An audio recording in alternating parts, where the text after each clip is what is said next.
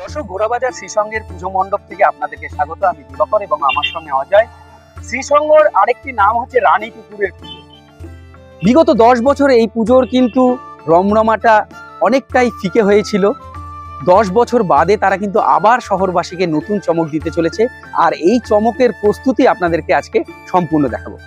যদি বলতে যাই, শুধু বহরমপুর শহর নয়, মুর্শিদাবাদ জেলার মধ্যে এত বৃহৎ একটি জলাশয়ের মধ্যে এত বড় একটি পুজো 10 বছর আগেও এর জাঁকজমক ছিল, কিন্তু তার মাঝে কিছু বছর কেন বন্ধ হয়ে গেছিল সেটি অজানা।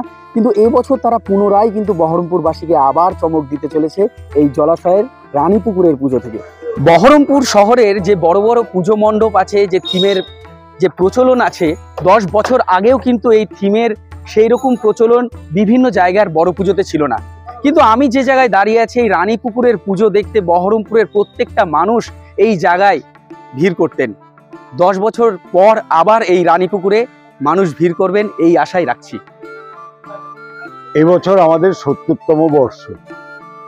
আমাদের ভাবনার আগে একটু বিষয় আছে, যেটা হচ্ছে কাশ্মীর ভারতের অবিচ্ছেদ্য অঙ্গ। কাশ্মীরের পটভূমিকায় আমরা ডাল লেকের একখণ্ড চিত্র আমরা তুলে ধরেছি একটি হাউস বোটের মাধ্যমে, এবং প্রতিমাতে একবার নতুন ধরনের চমক থাকবে। আচ্ছা, হলো।